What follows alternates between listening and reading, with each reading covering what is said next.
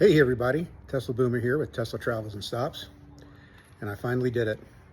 I traded in Echo 19 for Echo 19-2, and I'm getting a couple of first day accessories delivered all today. Just kind of wanted to share it with you. First off, let me introduce you to Echo 19-2. This is a 2026 Model Y, and it's in the Quicksilver color. Really nice vehicle. Drove it back from Loveland yesterday. End of the month, all those incentives are going away, but decided it was time to upgrade. This particular car came with the Scorpion Mud and Snow. Never had these tires before.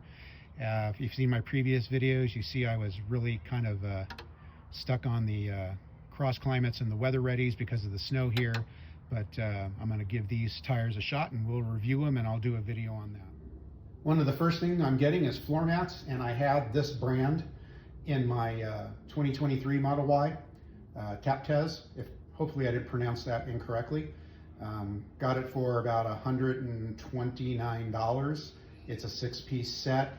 It looks like the Spider Max 3D, which is a great floor mat. It's just was a little pricey, so this is an alternative that I think works just as well. So just to show you here quick, here's kind of the material that they use. It's got that no slip surface on the back, and they work really well. This is how they look installed in the front. Fits like a glove. And this is a perspective in the back I thought I'd give you. Again, fits like a glove. One of the other things I got is the center console tray. I do not do a tray for the big one here, but I went a little quality on that and got a Spigen. I paid about, well, I think it was, I don't know, 29, 39 bucks for it, but well worth it. And all you do is slide it in like that. Another essential accessory is mud flaps. So bought these from a company called, I think it's Reevaa.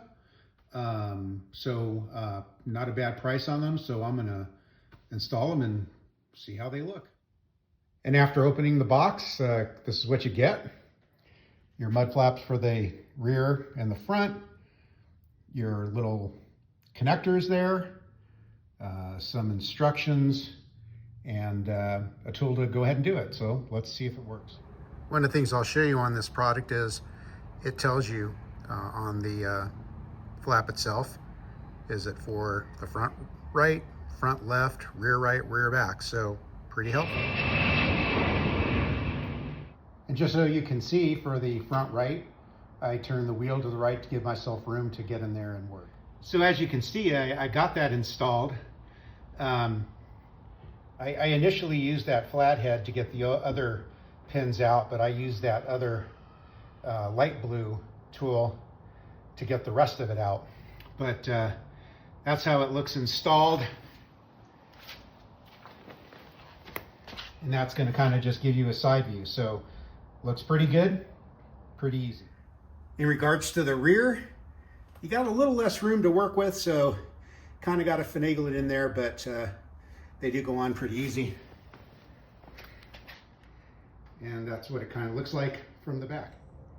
So one thing I just wanted to point out, this area here and here, you got to make sure you get underneath this part here, and it attaches right there. And then you can go ahead and attach the other two anchoring points there. So, you know, stupid me, I'm not always the sharpest pencil in the box when it comes to this stuff, but that tool you see, you really don't need. What I didn't realize is you just come in here into that little crease there with this flathead and push it out, and it comes right out. So there's the finished product on the driver's side of the car, the rear, and the front. So it was a pretty easy installation, and now I got some protection on the lower part of the vehicle from some rock chips until I can get to my PPF appointment here in a couple of days. So the next accessory to get on there obviously is screen protector for the front and the back. This is from Quinquitu, probably pronounced that terribly. Got it on Amazon, had pretty high ratings for $29.99 and a 10% coupon. So we'll pop that on and see how that works. And this is what you're going to get with the screen protector. You'll get the front one, the back one, some installation tools, and instructions. In each of the installation auxiliary tool bag, you're going to get cleaning wipe, pretty much an alcohol pad, the dry cloth to dry it off, and then that sticker there to take off the dust. So obviously you'll put your car in screen clean mode first. So I think you get a pretty decent fit, maybe not quite exact, but fairly decent. So for the price, not bad.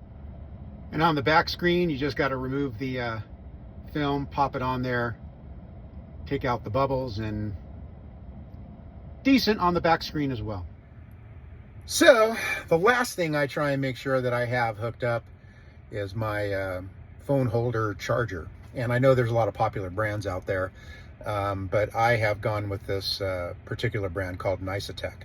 And by the way, let me say, for any of the products I've shown today, I am not paid a dime. So these are just ones that I have used on my 23 that I'm going to continue to use on my 26 that I like. And, you know, the Nycetek, and I hope I'm pronouncing that correctly, works really well. Comes with a really simple instruction for installation. It has a little guide for installation when you put it on. So it's a good product, I think, for the price. It's not too expensive. And that's what it looks like after it's installed. I've got an Apple iPhone, so I've connected that particular charging cord to the holder. It comes with this. So I guess, I don't know if you have an adapter, but the thing is, on the new Model Y, you can't connect it into the front. There is no more connector there. There's just this one down there, which is more like a cigarette lighter. And now you have to connect it all the way back here to the middle one. So I'm sure there's a way to run the cord. I just haven't figured it out yet. So I got that on Amazon as well for $26.99. It was $29, but they gave me a percentage off. Or there was a sale going on for it, actually. So that's kind of the things that I put on right away when I got my 23, and now with my 26. And then obviously the PPF, which where I live, with the salt that they put down and the stuff they put down for the snow and whatnot, the condition of the roads in Colorado are, well, they suck for the most part, but you know, it is what it is. So definitely put the PPF as well. So hope this little bit helps. In the meantime, you know, stay safe and drive safe, and we'll do a couple more videos as we take Echo 19.2 on the road. Be safe.